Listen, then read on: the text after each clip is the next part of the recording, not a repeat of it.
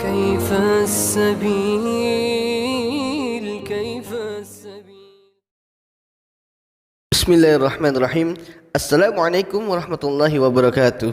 Apa kabarnya ayah bunda? Semoga senantiasa Allah jaga ayah dan bunda dimanapun berada. Ayah bunda, kadang kita mendapati anak kita dalam keadaan lucu dan menggemaskan, tapi kadang juga kita dapati dalam keadaan yang menyebalkan loh. Seperti saat mereka menangis histeris, teriak-teriak, guling-guling, bahkan sampai merusak benda yang ada di rumah, atau mungkin memukul orang tuanya. Dan kalau kita lihat lagi, ternyata sebabnya sepele loh, atau malah sering kita nggak tahu apa sebabnya. Nah, keadaan yang seperti ini yang saya sebut rewel. Jadi nggak jarang itu para orang tua lepas kontrol saat anaknya rewel. Lalu supaya diam, orang tua melakukan berbagai cara, dari yang halus hingga yang keras, seperti memukul atau mengurung mereka di WC. Terutama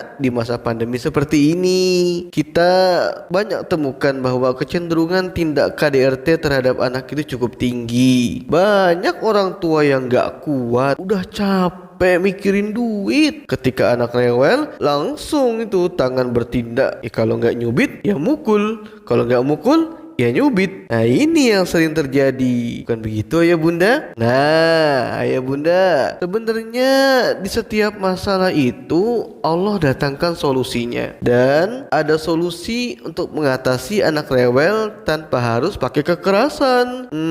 Bagaimana caranya ayah? Insya Allah di video ini kita akan bahas caranya dengan jelas. Yang pertama, kita harus tahu dulu kenapa sih anak kecil itu sering menangis. Ayah bunda, intensitas menangis anak-anak itu lebih banyak dibandingkan orang dewasa. Makin bertambah usianya, intensitasnya semakin menurun.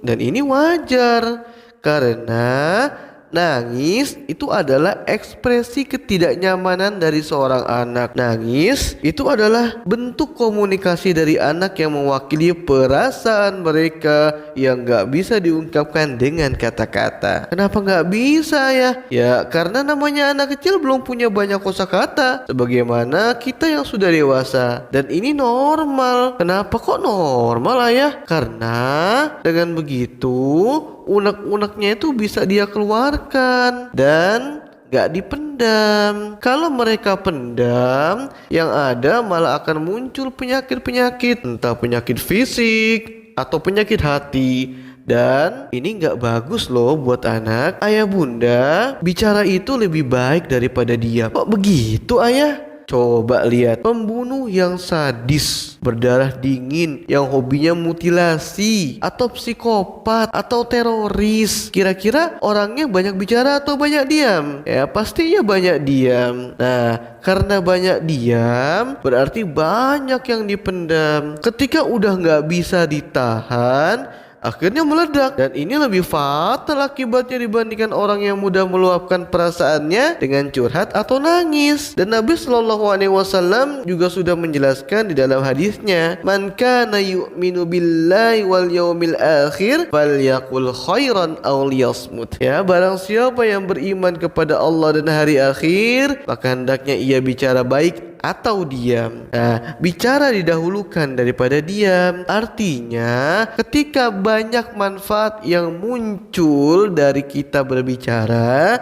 maka ini lebih utama dibandingkan diam. Jadi, ayah bunda, gak selamanya ya diam itu emas. Ya, ini kaidah dasar yang harus kita pahami sebelumnya. Kemudian, setelah kita tahu kenapa anak kita menangis, maka kita juga harus tahu ketika anak rewel, rewelnya ini masuk ke dalam kategori yang mana ya. Karena kalau sudah tahu jenis rewelnya, insya Allah lebih mudah buat kita dalam mencari solusinya. Lalu bagaimana sih pembagian rewel itu? Nah, insya Allah kita akan bahas di video berikutnya ya. Barakallahu fikum. Assalamualaikum warahmatullahi wabarakatuh.